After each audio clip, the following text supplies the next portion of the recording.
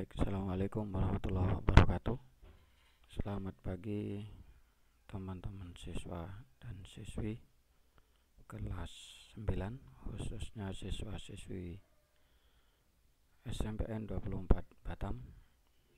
Masih pelajaran pendidikan agama Islam dan budi pekerti.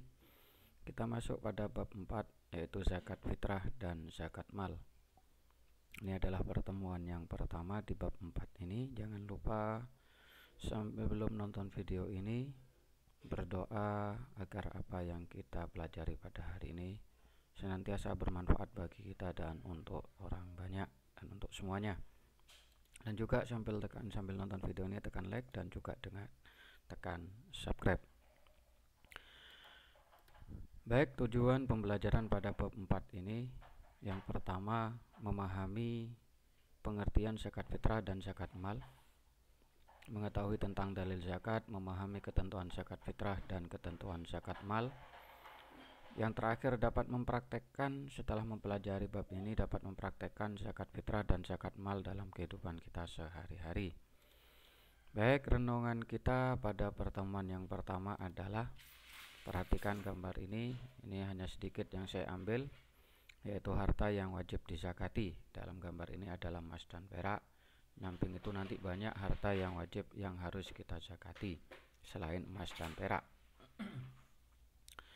Setelah kita tahu kita memiliki harta itu, kita memberikan pada panitia zakat. Panitia zakat mendata jumlah banyak zakat yang diterima.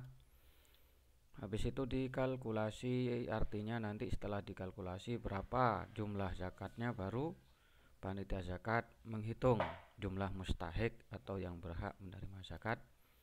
Selepas itu sudah mengetahui perhitungannya, jumlahnya, baru pembagian zakat ke yang berhak atau yang disebut dengan mustahik zakat. Pengertian zakat. Jadi sebelum kita masuk pada zakat fitrah dan zakat mal, kita harus tahu dulu apa sih sebenarnya zakat itu. Zakat itu adalah, menurut bahasa, berasal dari kata tazkiyah yang berarti menumbuhkan, menyucikan, serta memberikan berkah. Ini secara bahasa. Jadi zakat itu mensucikan, menumbuhkan. Maka orang yang mengeluarkan zakat itu mensucikan dirinya dan menumbuhkan rezekinya. Artinya tidak ada yang kurang ketika kita memiliki kelebihan rezeki untuk dizakatkan. Bukan rezeki kita yang berkurang, malah rezeki kita yang bertambah. Kalau menurut istilah, yaitu sejumlah harta yang wajib dikeluarkan dan diberikan kepada orang yang berhak menerimanya jika telah mencapai nisab tertentu dengan syarat tertentu. Artinya nanti dalam zakat mal itu harus ada kadarnya, ada nisabnya berapa yang wajib dizakatkan, juga dengan haul atau waktu dalam kategori kurun waktu 1 tahun untuk diwajibkan zakat mal itu.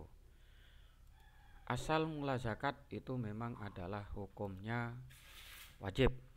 Jadi zakat itu hukumnya wajib bagi orang yang diberi kelebihan atau kemudahan rezeki oleh Allah Subhanahu wa taala untuk berbagi kepada sesama. Dalilnya apa? Bismillahirrahmanirrahim. Khudh min amwalihim shadaqatan tutahhiruhum wa tuzakkihim biha wa shalli alaihim. Inna salataka sakanul lahum wallahu sami'un alim. Artinya, ambillah zakat dari harta mereka guna membersihkan dan menyucikan mereka, dan berdoalah untuk mereka. Sesungguhnya doamu itu menumbuhkan ketentraman jiwa bagi mereka. Allah Maha mendengar dan Maha mengetahui. Surat At-Taubah ayat ke-103, surat ke-9 ayat 103. Sebenarnya banyak tentang wajib zakat, cuman hanya yang saya tampilkan di bab ini adalah surat At-Taubah, yaitu surat ke-9 ayat ke-103. Berikutnya, setelah tahu wajibnya zakat, dalilnya, maka harus tahu siapa yang berhak menerima atau yang disebut dengan mustahik zakat. Baik, perhatikan pada surat At-Taubah juga. Bismillahirrahmanirrahim. Innamas shadaqatu lil fuqara'i wal masakin wal 'amilina 'alaiha wal mu'allafati qulubuhum wa fir riqabi wal gharimina wa fi sabilillah wa banis sabil faridatan minallah wallahu alimun hakim. Ini adalah dalil atau ayat Al-Quran yang menunjukkan siapa saja yang berhak atau yang disebut dengan mustahik zakat. Maka di situ nanti disebut dengan asnaf. Apa artinya dari ayat ini? Sesungguhnya zakat itu hanyalah untuk orang-orang fakir, orang miskin, amil zakat yang dilunakkan hatinya atau mu'alaf, untuk memerdekakan hamba sahaya, berarti untuk budak, rikob, untuk membebaskan orang yang berhutang, untuk jalan Allah, dan untuk orang yang sedang dalam perjalanan sebagai kewajiban dari Allah. Allah Maha mengetahui dan Maha bijaksana. At-Taubah ayat 60. Ini disebut dengan mustahik zakat, itu disebut dengan asnaf. Ya. Maka dalam penjelasan ayat ini, siapa saja yang berhak menerima zakat? Yang pertama adalah fakir. Siapa fakir itu? Orang yang tidak mempunyai harta dan pekerjaan untuk memenuhi kebutuhan sehari-hari. Artinya contohnya begini, dia ada kerjaan, kebutuhan hidup 50.000 setiap hari di keluarganya, tapi penghasilan perharinya cuma 10.000. Artinya pendapatan dan pengeluaran dalam kehidupannya itu tidak sebanding. Artinya apa?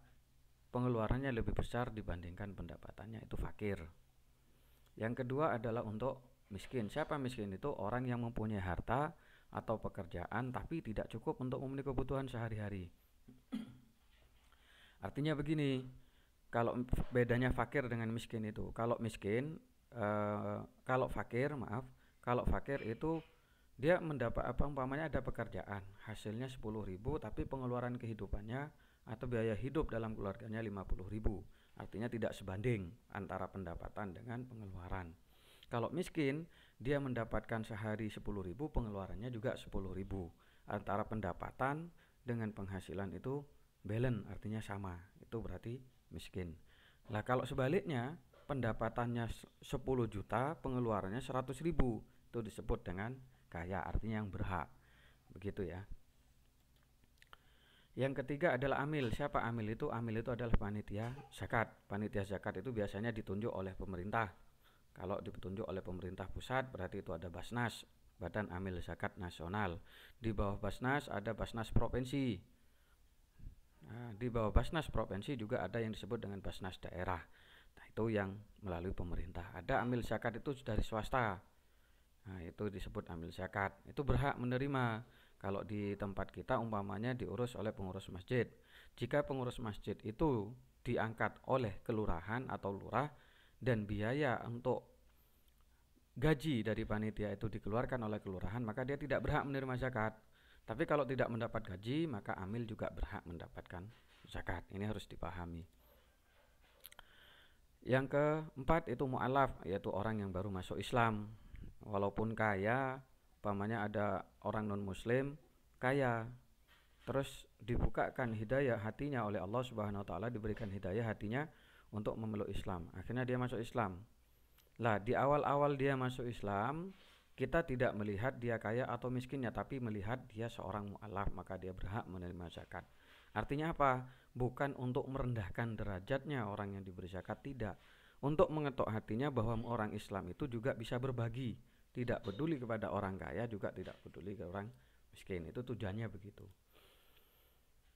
Rikob itu hamba sahaya. Ini di zaman Rasulullah dulu yang disebut dengan budak, ya, hamba sahaya. Sekarang tidak ada lagi. Ghorim, orang yang banyak hutangnya dan tidak bisa membayar. Itu hutang yang sebenarnya bukan hutang untuk dibuat main judi. Punya hutang banyak gara-gara main judi, terus mau dikasih zakat, itu sebenarnya tidak boleh. Begitu ya.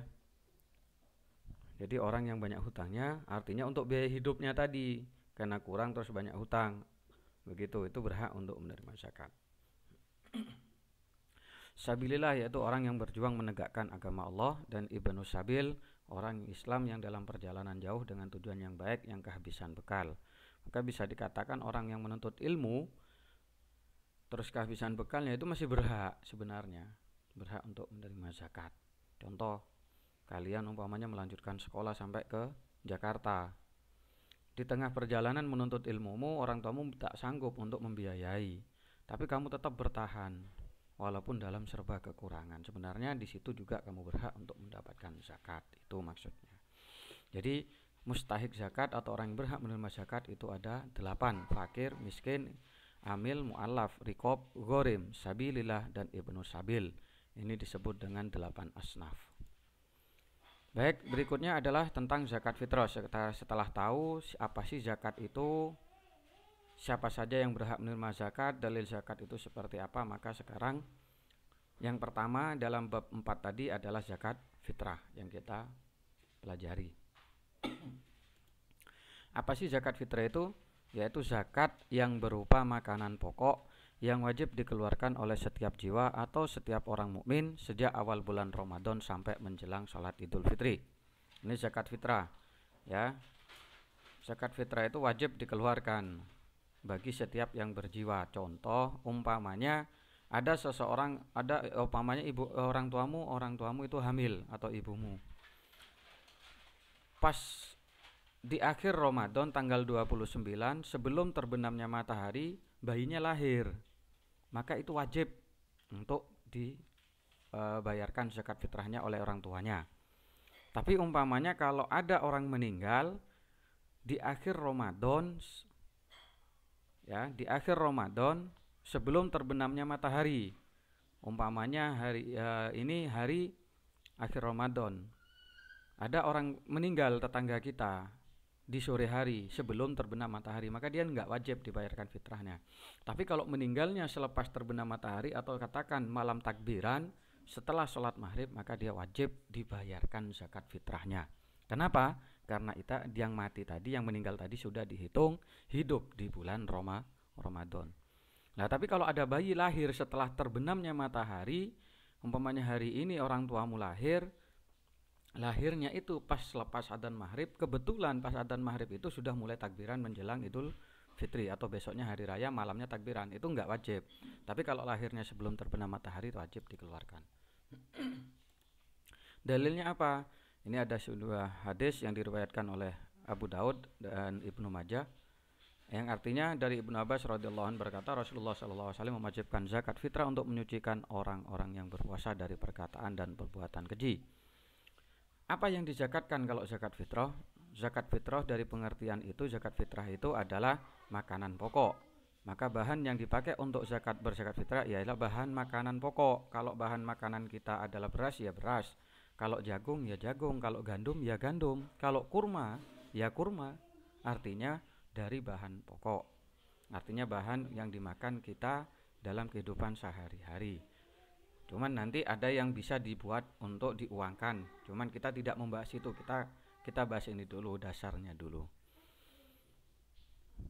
Yang mempunyai sifat mengenyangkan, banyak ditanam orang dan tahan lama. Besarnya zakat fitrah yang harus dikeluarkan dalam setiap jiwa itu adalah 1 sok. 1 sok itu dihitung menurut pendapat para ulama itu 3,1 liter atau sama dengan 2,5 kilogram. Atau yang seharga bahan makanan pokok untuk 1 jiwa. Artinya di sini nanti bisa diuangkan, cuman ini nanti pendapat yang lain saya mengambilnya di sini adalah pendapat Imam Syafi'i, madhab Syafi'i. Melalui madhab Syafi'i bahwa jumlah bahan pokok yang harus dikeluarkan pada zakat fitrah itu adalah 2,5 kilogram. Kalau bahan pokok kita adalah beras, ya kita keluarkan beras. Syarat-syarat orang yang mengeluarkan zakat atau muzaki. Yang pertama harus Islam dulu. Kalau bukan orang Islam nggak wajib. Yang kedua mengalami kehidupan di bulan Ramadan. Dalam hal ini termasuk bayi yang sudah lahir sebelum matahari terbenam pada hari terakhir bulan Ramadan. Demikian juga seseorang yang meninggal setelah matahari terbenam pada akhir Ramadan. Nah, ini yang sudah saya sampaikan tadi di awal. Kalau bayi yang lahir sebelum matahari terbenam di akhir Ramadan wajib dizakati. Artinya orang tuanya wajib membayar zakat fitrah untuk anaknya. Begitu juga jika ada orang meninggal setelah matahari terbenam pada akhir bulan Ramadan, dia juga wajib dizakati. Artinya harus dibayar zakat fitrahnya oleh keluarganya. Ini diperhatikan betul. Jangan sampai ketika ada keluarga naudzubillah meninggal, keluarga kalian pas kebetulan terbenamnya matahari di akhir Ramadan terus tidak dizakati. Yaitu punya tanggungan, kasihan begitu ya. Yang ketiga mampu membayar zakat, artinya mempunyai kelebihan harta untuk mencukupi kebutuhan keluarganya pada saat hari raya Idul Fitri. Ini syarat-syarat orang yang mengeluarkan zakat. Rukunnya apa? Yang pertama niat. Jadi beras sudah dipisahkan, udah ditimbang betul 2 kilo, 2,5. Umpamanya kalau 3 kilo boleh. Itu batas minimal zakat yang harus dikeluarkan itu adalah 2,5. Yaitu yang pertama niat apa? Niatnya nawaitu an ukhrija zakatal fitri an nafsi. Ini fardhu lillahi ta'ala. Saya niat mengeluarkan zakat fitrah untuk diriku sendiri karena Allah Ta'ala. Kalau untuk saudara perempuannya namanya Laila umpamanya, nawaitu an ukhrija zakatal fitri an Laila ukhti an ukhti Laila fardhu lillahi ta'ala. Saya berniat mengeluarkan zakat fitrah untuk saudaraku yang namanya Laila, fardhu karena Allah Ta'ala.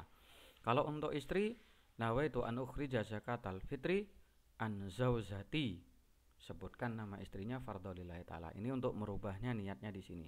Atau bahasa Indonesia, saya berniat mengeluarkan zakat fitrah untuk istriku atau untuk suamiku, begitu umpamanya.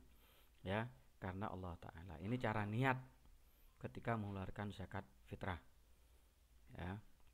Yang kedua, adanya musaki atau yang berzakat fitrah, adanya yang menerima dan harta yang dipergunakan untuk berzakat fitrah. Ini harus ada semua. Kalau enggak ada, ya sudah. Kalau enggak ada, tak punya harta untuk dizakatkan, berarti orang tersebut tidak wajib zakat, tapi malah wajib menerima zakat atau disebut mustahik. Kapan waktu pembagian zakat? Nah, ini waktunya. Yang pertama ada waktu wajib, yaitu waktu mulai terbenam matahari di akhir bulan Ramadan, artinya malam takbiran. Ya, itu wajib. Ada waktunya diperbolehkan, yaitu sejak awal bulan Ramadan sampai akhir Ramadan. Ini waktu yang diperbolehkan. Waktu yang dianjurkan setelah sholat subuh sebelum melaksanakan sholat hari raya. Umpamanya besok hari raya, nah subuh pagi-pagi kamu ngantarkan zakat fitrahmu kepada orang yang tidak mampu atau orang yang masuk kategori 8 asnaf yang sudah saya sampaikan tadi di atas. Itu sunnah. Dapat pahala wajibnya juga dapat pahala sunnahnya, begitu maksudnya. Bukan zakatnya jadi sunnah, tidak. Perbuatan yang kamu lakukan itu menjadi sunnah, tapi pembayaran zakatnya tetap dihukumi wajib karena tidak merubah hukum asal. Waktu yang makruh setelah sholat hari raya sebelum terbenam matahari pada 1 Syawal. Nah, ini sebenarnya udah tidak boleh, cuman umpamanya dari sejak awal Ramadan beras untuk zakat sudah dipisahkan, tapi bisa ngantar setelah hari raya, setelah sholat hari raya, itu makruh. Ya, perbuatanmu itu makruh gitu. Tapi kalau sebelum dipisah, pas selesai sholat hari raya, kok kamu bayar zakat, ya sudah tak hitung zakat, itu dihitung sedekah. Berbeda. Jadi kewajibanmu masih punya hutang. Yang kelima, waktu yang haram setelah matahari terbenam pada tanggal 1 Syawal, artinya masuk hari kedua Idul Fitri. Itu udah tidak lagi. Ini waktu zakat fitrah. Nah, sudah bisa dipahami kan tentang persoalan apa yang disebut zakat, apa sih zakat fitrah, siapa yang berhak menerima zakat, tadi sudah saya sampaikan. Untuk mengasah kemampuan kalian dalam memahami materi yang sudah saya sampaikan ini, saya selesaikan tugas yang pertama, apa yang disebut dengan zakat, yang kedua apa yang disebut dengan zakat fitrah, yang ketiga sebutkan ketentuan zakat fitrah, dan keempat sebutkan golongan yang berhak menerima zakat. Seperti biasa, jangan lupa tulis nama, tanggal, dan harinya. Jika jawaban kalian 2 lembar, ingat di lembar kedua juga harus ditulis nama. Ingat, jangan sampai lembaran yang dijawab, artinya kertas jawaban kalian jangan sampai hilang, karena nanti setelah belajar jarak jauh selesai, mudah-mudahan pandemi ini sudah selesai, kita masuk tatap muka, itu akan saya nilai lagi karena yang kalian kirim disebut dengan bentuk portofolio. Baik, terima kasih, mudah-mudahan bermanfaat di pertemuan pertama di bab keempat ini. Baik untuk saya sendiri, bermanfaat untuk saya sendiri, untuk kalian, dan juga untuk lingkungan sekitar kita. Saya akhiri, terima kasih. Wassalamualaikum warahmatullahi wabarakatuh. Sampai jumpa di pertemuan kedua, masih di bab 4 ini.